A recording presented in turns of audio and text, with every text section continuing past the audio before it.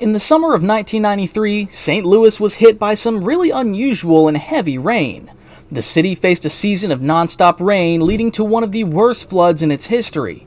On one specific day, a sudden and heavy downpour at Cliff Cave Park turned what was meant to be a fun trip into a terrifying nightmare.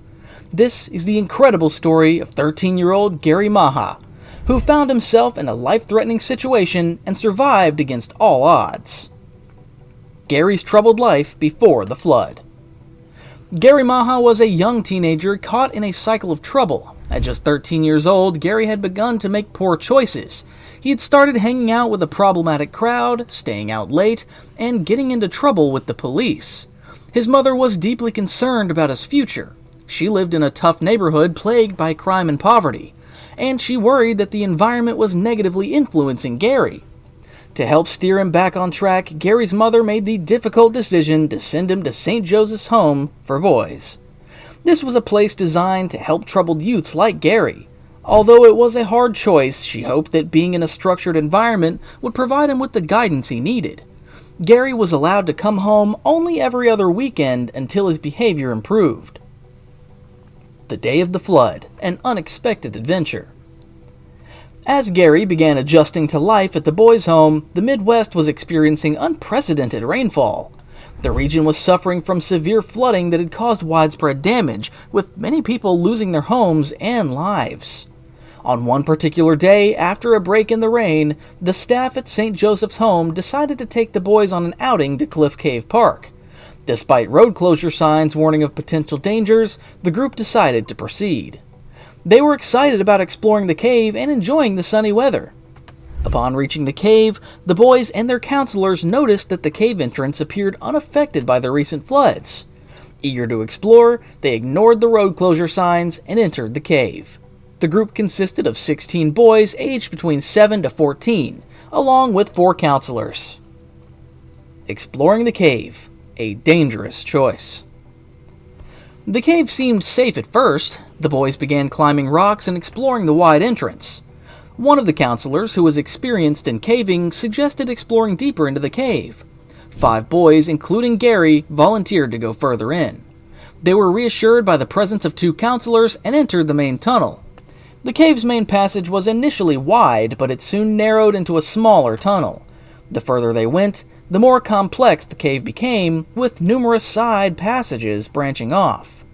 As they ventured deeper, they noticed a small stream at the bottom of the cave, which slowly started rising.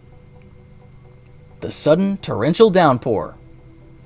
On that fateful day, a heavy rainstorm began outside while the group was still exploring the cave. Initially, the boys did not realize the gravity of the situation. The water level around their ankles remained fairly steady. However, the situation quickly deteriorated as the storm intensified. Water began pouring in from the cave's ceiling and walls, creating waterfalls and rapidly rising water levels. The boys and counselors were overwhelmed by the sudden influx of water. Panic spread as they tried to make their way back to the cave entrance. The floodwaters surged violently, sweeping them off their feet and pulling them back into the dark, submerged cave. Desperate search and rescue efforts. Outside the cave, the ground was completely soaked and couldn't take in any more water. The extra water quickly filled up sinkholes and low spots, causing the cave to flood much faster than usual. The group outside climbed to higher ground and called 911, hoping for a rescue. Rescue teams arrived in about 30 minutes, but the situation was serious. They found 3 bodies near the cave entrance, caught in debris and trees. This left 4 people still missing inside the cave. As night came, the rescuers kept searching.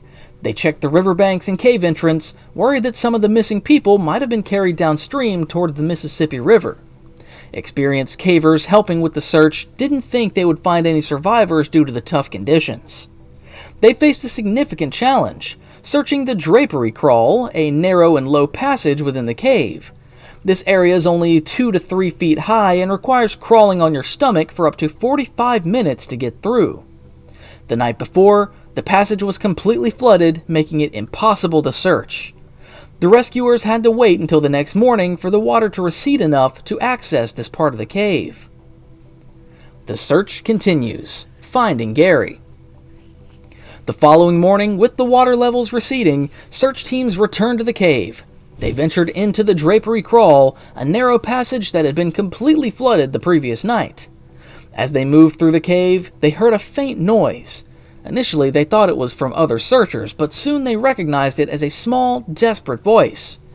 Gary Maher's voice, calling from the darkness, guided rescuers to him. He was found in a small, cramped chamber, standing on a narrow ledge just a few inches wide. The ledge was barely big enough for him to stand on, with cold water receding below him. If he had lost his balance, he would have faced certain death from hypothermia long before being rescued. The miraculous rescue and aftermath. The rescuers carefully brought Gary out of the cave after he'd been trapped in the dark and cold for nearly 24 hours. Despite the scary and tough situation, Gary was strong and thankful to be rescued. Gary's survival was a rare bit of good news in an otherwise tragic event. Unfortunately, the other 6 people who went into the cave that day did not make it. Gary's story reminds us of how important it is to follow safety warnings, especially when the weather is bad. It shows how fragile life can be and why we need to be careful on every adventure.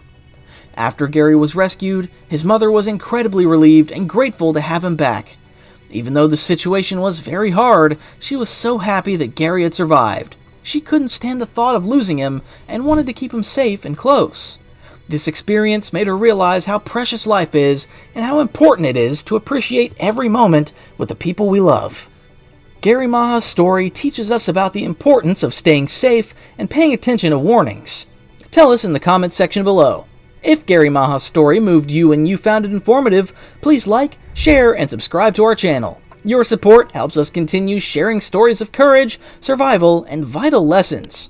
Remember to always prioritize safety in all situations to protect yourself and others.